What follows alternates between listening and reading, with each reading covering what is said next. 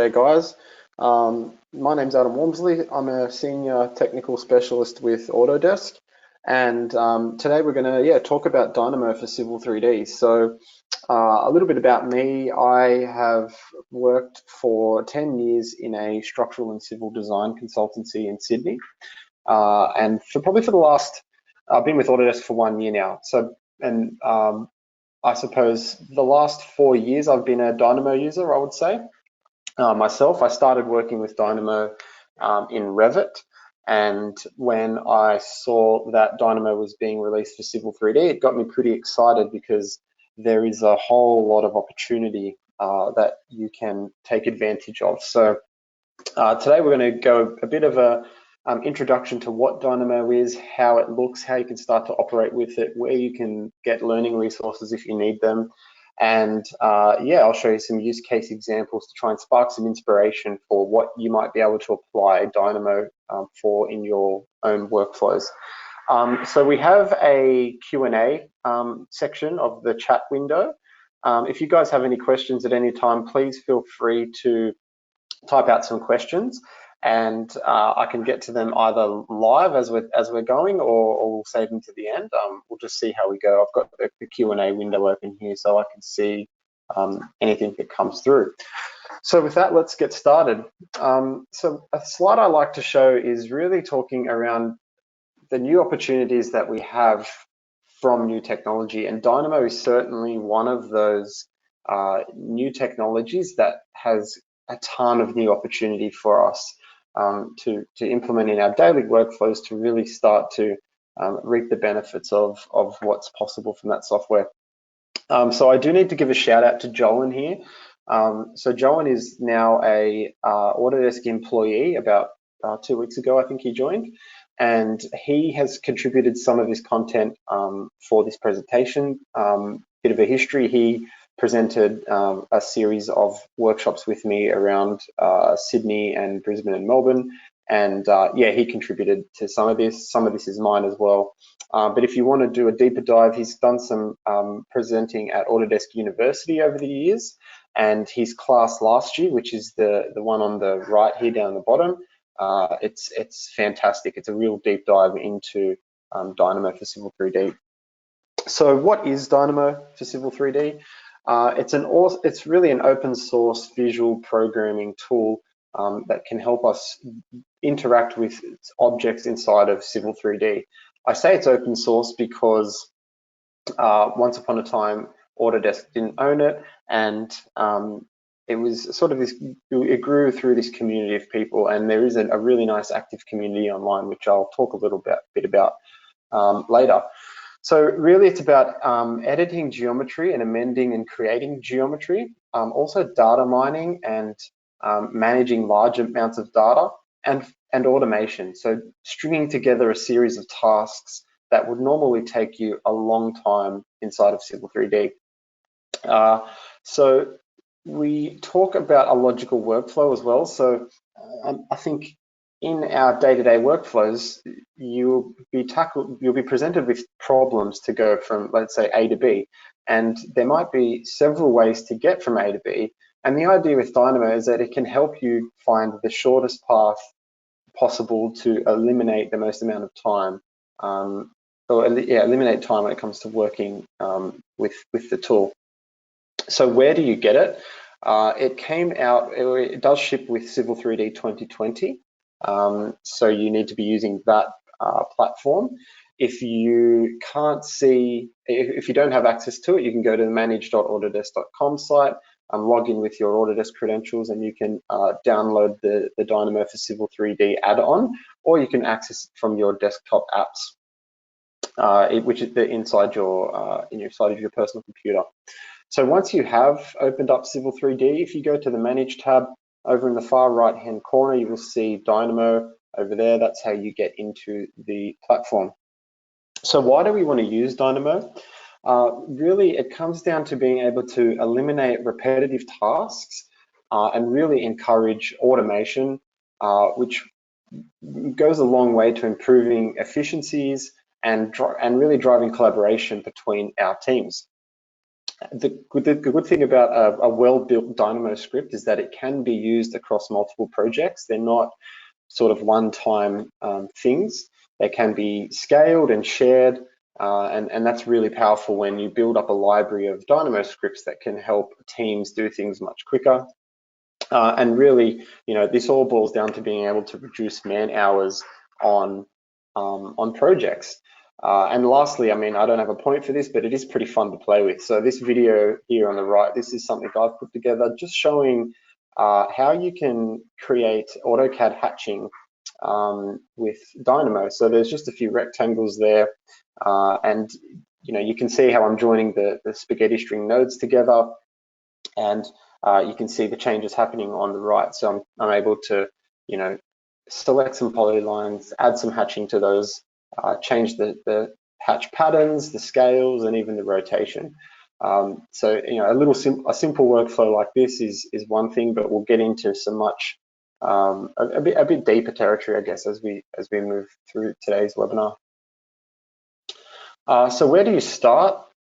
Once you open up Dynamo for the first time, this is the window you are presented with. If you want to start a new node, you can start there on the left. If you want to open up an existing script, you can open it from there. And if you really want to learn stuff, there's the options here on the right that you can select. So we have the forum, there's the Dynamo website, the primer, and the dictionary. So I mentioned the community of Dynamo users, and if you haven't been on the Dynamo forums, I suggest checking them out. There's a really good active community of people there, and I was self-taught with Dynamo. I spent I spent a few months actually after hours tinkering away, trying to understand how it worked. I say to some people that my wife knows more about Dynamo than most people do, because she sat on the couch watching Netflix and she could see my screen tinkering with Dynamo scripts. But yeah, there's a really good active community where you can read how people are putting problems up there, and then people are helping solve those problems. So dynamobim.org is the first stop for where you want to go to explore about Dynamo. The Dynamo Primer is a great document. If you are brand new to Dynamo, I would recommend reading this. So it really goes through each stage of what Dynamo is, how the logic works, what nodes are, list management, things like that. So it's a really good handy tool to refer to. And the dictionary is also awesome. So Dynamo is built up of individual nodes, and the Dynamo Dictionary explains what every single node does. So yeah, 3 good resources, 3 good places to look. We also have some additional information. So if you are on your computer and you have Dynamo installed, you can navigate through to Program Data, Autodesk, follow all the way through to Samples.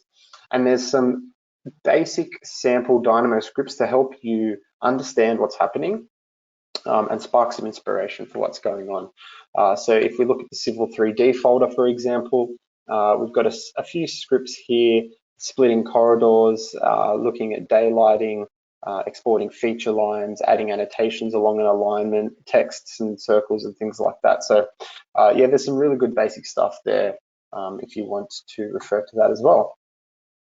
So how do we begin to add nodes to wrong section. We're going to look at the interface. So at the top of the Dynamo interface, once we've started a new script, you have the menu.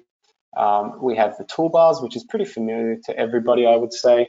And then we have our library. So you can see that at the top we have AutoCAD and Civil 3D. And inside of those folder structures, you will have the series of nodes that are available to interact with AutoCAD or with Civil 3D.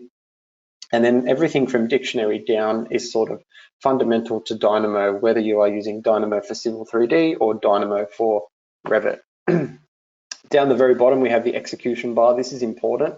You have the automatic function or the manual function. My advice is to run things on manual because if you run a script on automatic, every time you make a change, it will reprocess that data inside of Dynamo. And if you are building big complex scripts, sometimes they can take, up to a minute or maybe 2 minutes to run, depending on the processing you're doing. And if you are running on automatic, every time you every time you make a change to your script, you're going to have to wait for that to run. So I would highly recommend operating in manual mode. We also have the navigation tools over there on the right, so you can view the 3D geometry that you might be creating in the background, or you can have a node view and you can see what is going on with your script. And then we have the workspace. So this is where we drag and drop the nodes, we connect them together, and you can see the geometry that you might be creating in this same view.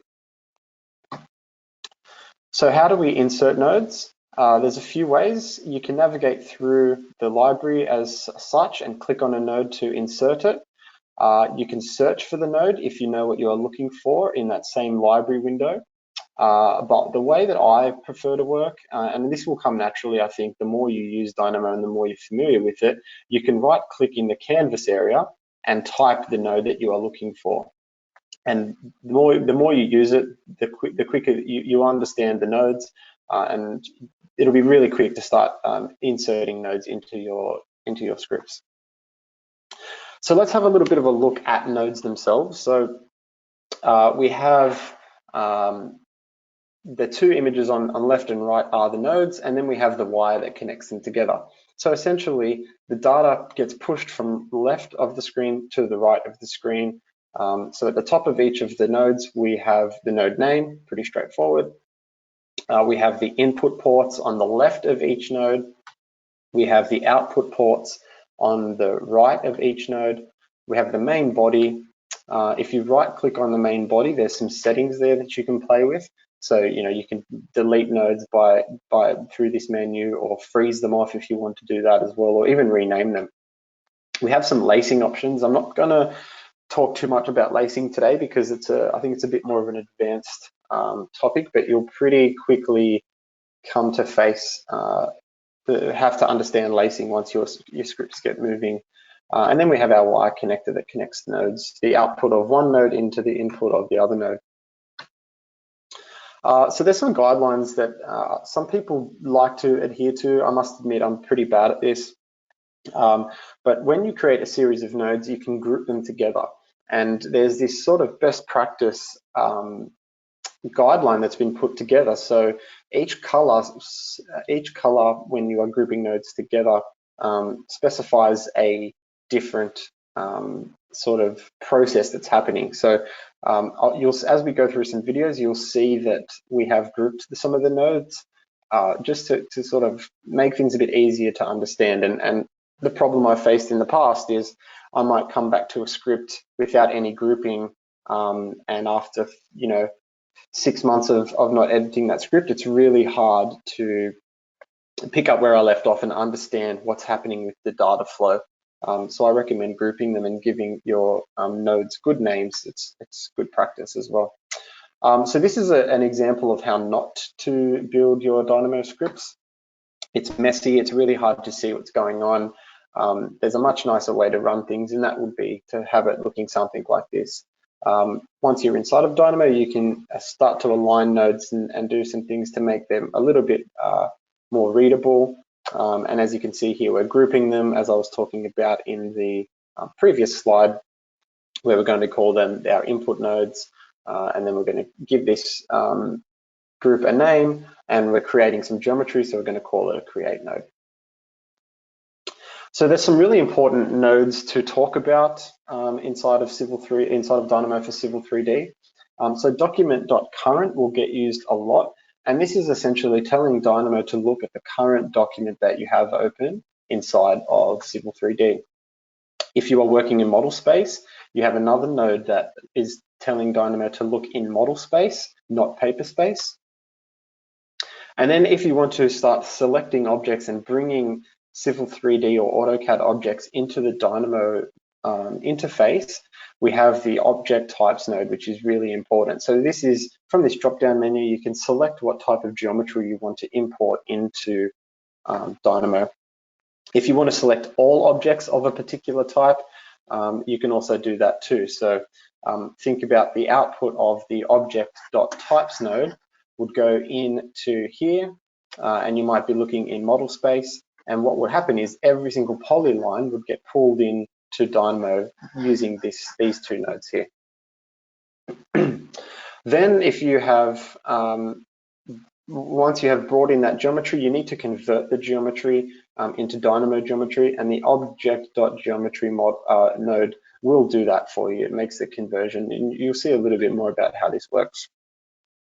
So once you are finished manipulating any geometry that you have inside of Dynamo and you want to convert it back out to either Civil 3D geometry or AutoCAD geometry, the object.byGeometry node is what you use to kind of write the data back into Dynamo, back into Civil 3D, sorry. Dynamo is also a really great tool for managing Excel data. So we can import data from Excel, from an Excel spreadsheet. We can also export data. So when we want to start importing data, you need to specify where the Excel spreadsheet lives. We need to specify the sheet name inside of Excel. We have to specify whether we want to read it as a string or not. And we can also show Excel. So Excel can actually open up for us so we can see the Excel file that we're working with. Same sort of thing when we want to export out to Excel, we need to define the file path. We need to actually import the data. So if you've got a list of numbers, let's say the chainage numbers and eastings and northings, that data has to go into the data input there.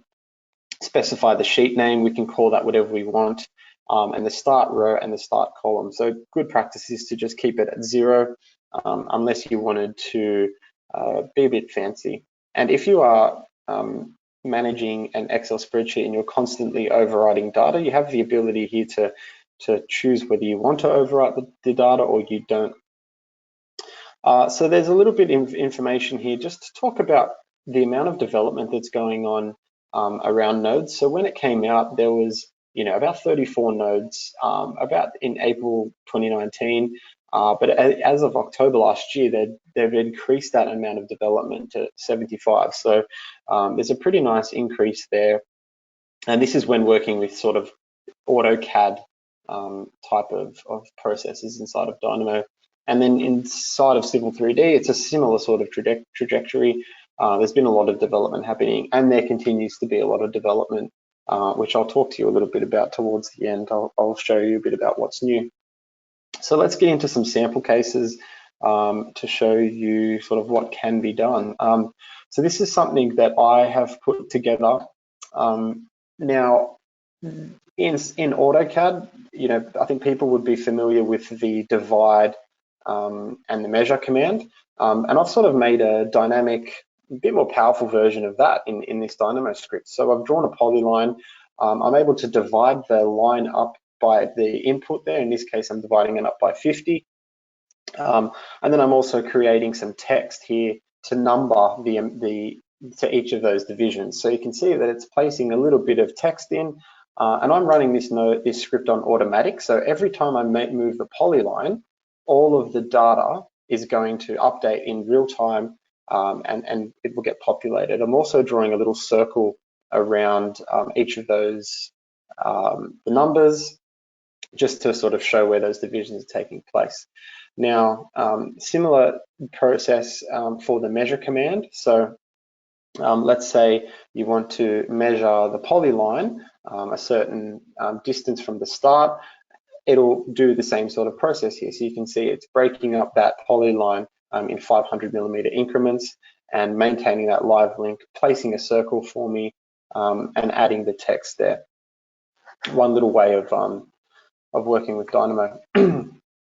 So getting into some Civil 3D stuff now. So this is something that Joan has put together, and he's got 3 different examples in this next video. So the first example, he's going to use a tin surface inside of Civil 3D to automate the modeling of 3D solids. So think about this as a car park, for example, and you might have some different pavement layers beneath this particular surface.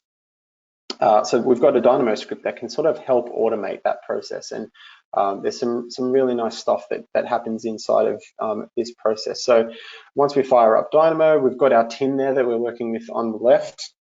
So you can see this script is a little bit more complicated than what I showed in the previous example, but you can see here we had the grouping. So as we go through these scripts, you'll see the color coordination, grouping, really good practice to do that. So what we're trying to do here for the start is we want to pull in objects into Dynamo. So I spoke about these type of nodes that you will use a lot. In this case, we want to bring in surfaces into Dynamo.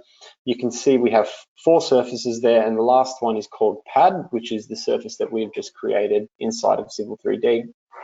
We then want to isolate or manage or only work with that surface called Pad. So what we're doing is we're extracting out the index being number 3.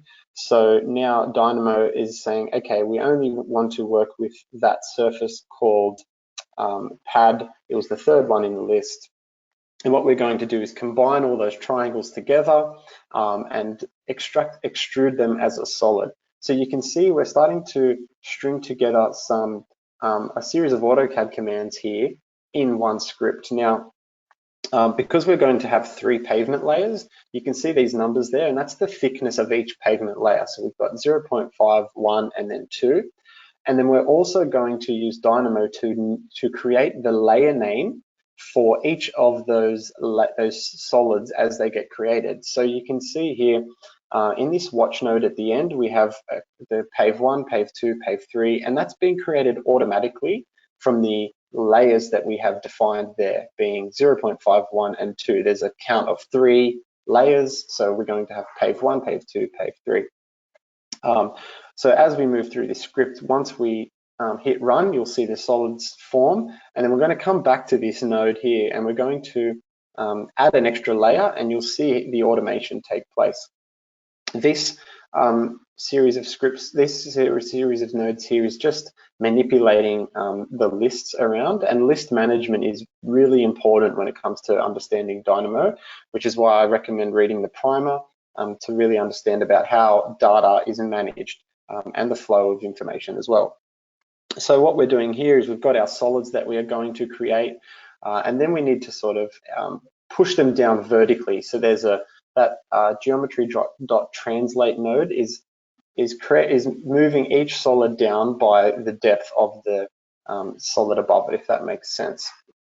So finally, we've got the object.byGeometry node, and this is going to write that solid, 3D solid back into the AutoCAD environment, and we're giving it a layer name, and then we change this to automatic, and the script will run. So once we zoom in, you can see that three solids have been created, and each one has its own layer name as well. So pave 1, pave 2, pave 3. That's happened automatically. Now, as I said, we're going to come back to this layer, this node here, and we're going to add an extra layer in. So we're going to add a 5-meter thick piece of concrete, for example.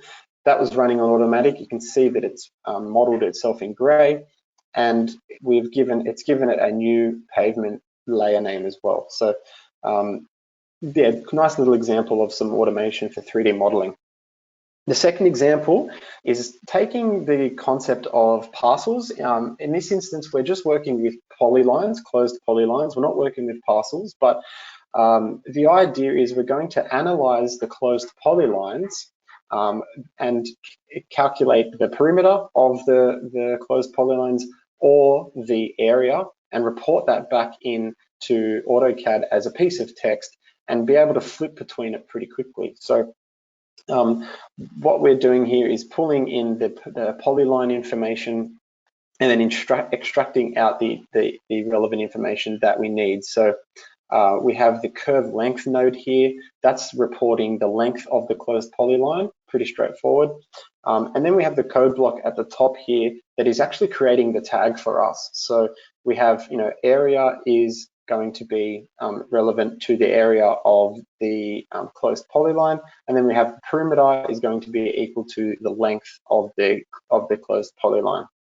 And then we have the slider on the left, which switches between whether we want to report out the perimeter or the area. And the nodes on the right there is just placing the text into the model, and there's some settings around where the text needs to go, and the height of it, and any rotation, and even layers and things like that. So John's just creating this node here as a bit of housekeeping to keep the node looking nice and clean.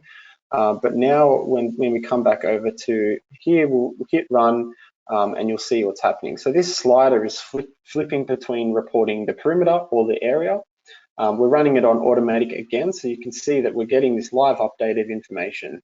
And if we amend the polylines, you can see that the data will change instantly because Dynamo is doing those calculations on the fly. It's a pretty cool little script here. Now you can see that the correctness, I suppose, the length of the polyline is reporting the same length in text. Because we are running this script on automatic, we can draw a new rectangle and instantly it will report that information for us. It's pretty good. The third example we have here is, sorry, we've got 4 examples, not 3. So we have, we're going to report right out to Excel. So this is getting a little bit more complicated. So we've got a 3D polyline in the top left, and what we want to do is create an Excel spreadsheet that reports out the chainage, at whatever centers we want to specify, and the easting and northing and the RL of that 3D polyline. So the script is going to do some manipulation of the 3D polyline, breaking it up at the intervals that you want to set. In this case, I think we're doing 5 meters. And then what you can see here is sort of creating the columns inside of Excel and getting the data structure right before we hit the export button out to Excel. What is also important here, and a really interesting way of working, is we are creating the Excel file based on the DWG name that you can see in the bottom right hand corner, but we're using Dynamo to change the pathing extension to .csv, and then we are telling Dynamo where to save that CSV file, what the name needs to be. And you can see we're going to put it in that folder that you can see in the bottom left hand corner, and it's going to match the name of the DWG, all automated from Dynamo. So now we've hit run. Again, it's running on automatic. You can see the length of the 3D polyline is 585, and down the bottom you'll see that the CSV has been written. So once we open up the CSV, you can see we've got chainage, easting, northing, RL, broken up at the increments that we want, and the total length of that 3D polyline matches the data here. So we can manipulate this again just to show you that the line is shrinking to 470, or sorry, 307. Right, this is all happening live. The CSV gets updated with the new data like that. Really nice way of working with Excel. Something that would probably take someone a long time to do. And the next case here is sort of building off the parcel sort of workflow, but this is taking it to the next level. So you can see how this is getting a bit more complex, this script. Again, you've got the nice color coordination, but what we're doing here is analyzing 2 3D polylines that are running. They don't necessarily be needing to be running parallel to one another, but we're going to analyze the 2 3D polylines and report out all of this information. So the delta elevation, the grade, there's a few other things in there that we're going to report out, and we're going to place it into Civil 3D as text to show the user what is happening as you analyze these two 3D objects, the 3D polylines. So we need to specify the objects we want to work with here. So we can select each object. So in this case, we're going to select this polyline. We're going to select the second polyline. And again, we're running this on automatic, and straight away you can see the 2D length is being reported there. As we change this slider down the bottom, each of those labels is going to be updated. So we have the delta elevation, we've got the slope, we've got the grade, 2D length, 3D length, all this really powerful information in an automated fashion here. It's really awesome. So we can then, just to show you taking it to the next level, how quickly it is to change the objects that we're going to interrogate. So we're going to select another 3D polyline, and that information gets reported based on those inputs. And we can change the frequency as well, bring them closer together or space them further apart. Really powerful, really powerful workflow there.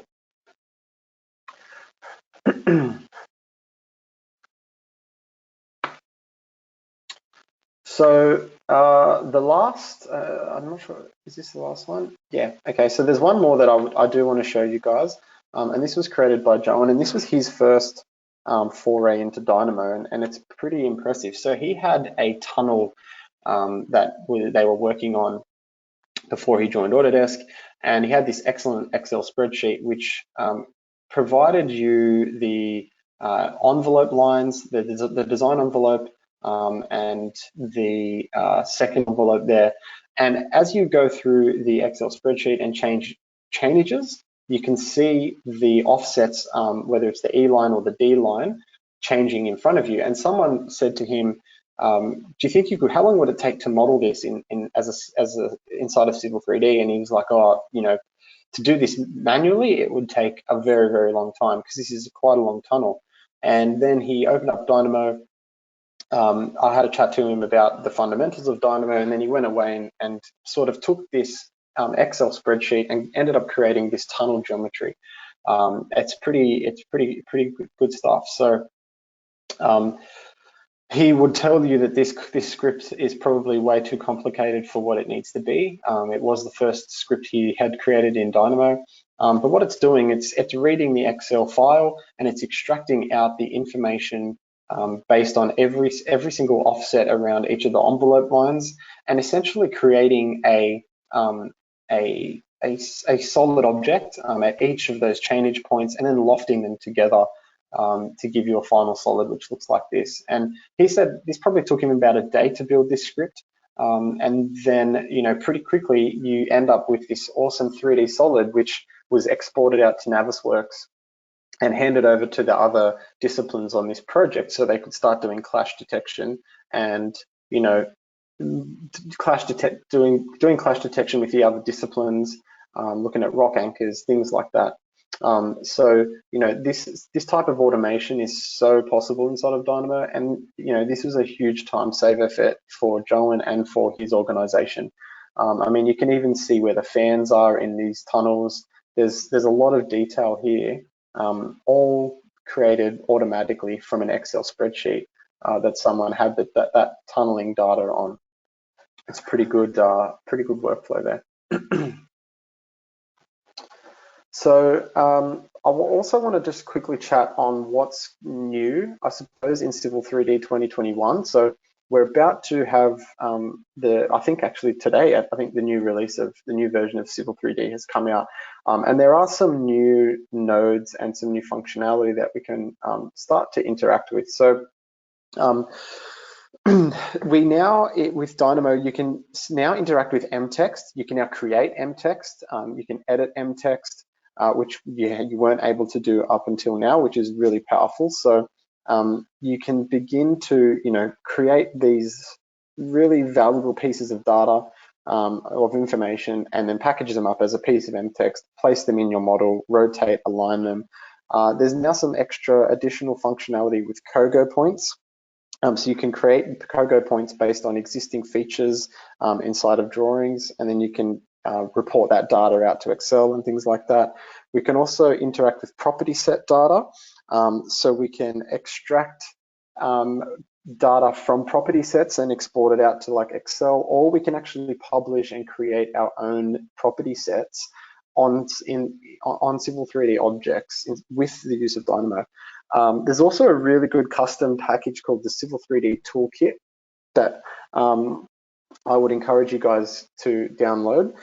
It has a lot of functionality in it that extends the current out-of-the-box nodes. And you could use that to create like a legend, as we just saw there. There's also new functionality around manipulating pipe networks, so using Dynamo to drive the size of the pipes and the data and things like that. And then this last one is kind of an example of what I showed you in the previous video, where you're able to create multiple layers of solids and give those unique layer names as we sort of did. So yeah, there's a few new things coming out in Dynamo for Civil 3D in 2021, which is worth keeping your eye on. So getting towards the end now, just to sort of summarize and sort of talk to you guys about what's next and what's coming. So I suppose where we are today, you know, we're at this parametric modeling phase where people are using programs like Revit and Civil 3D to build these, you know, really nice detailed BIM models that have a lot of data, and they go a long way to satisfying client requirements and things like that. We're now in this visual programming stage where we're starting to use Dynamo to automate tasks and manage large amounts of data and do some really nifty things that you can't really do in out-of-the-box Civil 3D or Revit for that example. But where we're kind of heading, and this is why this is sort of the you know, an overarching look of where we think the future of design is going, and we're getting into generative design. So generative design is taking those Dynamo fundamentals and then starting to be able to optimize and sort of run multiple processes through Dynamo on a design to give you multiple choices, I suppose. So letting the computer think more, I suppose. So Dynamo Refinery, or generative design as we call it, it's being released this year with Revit. So I imagine in the future it will be out for Civil 3D. But I've got an example just to sort of show you what generative design is and how it can sort of be applied. So this video is using Dynamo. So you've seen, you know, these nodes here that I've sort of been talking to you guys about today. But what we're going to do is let the computer come up with the best place to place these cranes for this particular site. So it's going to analyze each of the cranes in comparison to one another, their slew radius that you can see there, as well as the maximum reach for where the crane can sort of be able to drop objects out to the entire site as efficiently as possible, if that makes sense. So this is Refinery here in this window. And what's going to happen is it's going to run through all the different options, and you can analyze the score of the script and let the computer saying, okay, this is what we think. If you want to improve your time or your lift score, these are the best outcomes. So you can see at the top here, the computer is saying that's where those cranes should be placed if you wanted to optimize the time it takes for the things to be placed on site, or there's a whole different set of parameters. So that's kind of where we're heading with generative design. It's letting the computer iterate through sometimes thousands of design options to sort of provide us with new designs and new ways of working. So with that, I'm going to open up the floor. If there's any questions, feel free to type them out in the Q&A window. I don't think there's anything in there at this point in time. So if you guys have any questions you want to chat about offline, feel free to contact me. My email address is there at the bottom. It's adam.walmsley@autodesk.com. Okay, we've got a question from Stephen. Would you recommend to develop processes in Dynamo or traditional programming languages like VBA or .NET? That's a really good question. So just to let you know, Dynamo is built on Python, so people can, there is a node inside of Dynamo for Python, so you can actually code directly using Python inside of Dynamo. You don't just need to use the nodes. However, I think Dynamo has its place for building these scripts that can be used by non-programmers. And in my experience, when I worked in industry, we had some Dynamo scripts that we created that were being used a lot, and then we had our in-house programmer say, okay, I'm going to turn that into a proper button, a proper program inside of Revit. We were using Revit at the time. So, you know, we had these good scripts, but you can build them a bit more robustly, I would say, using another programming language or building a proper program for them, using Visual Studio or whatever. So yeah, I hope that answers your question.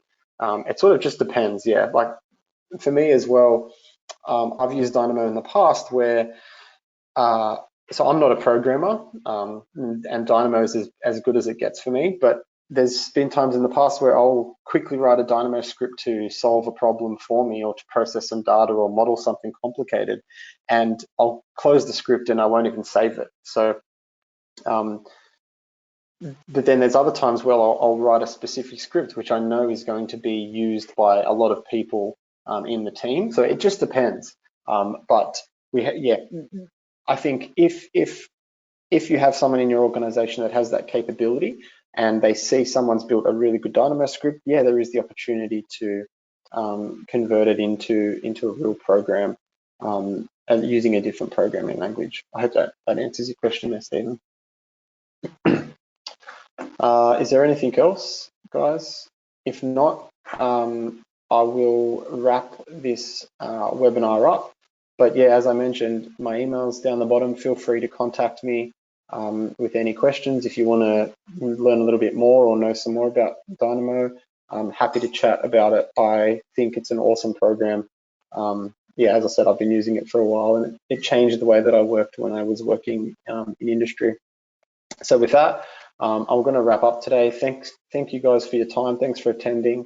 And I look forward to seeing what you come up with inside of Dynamo. Cheers. Bye.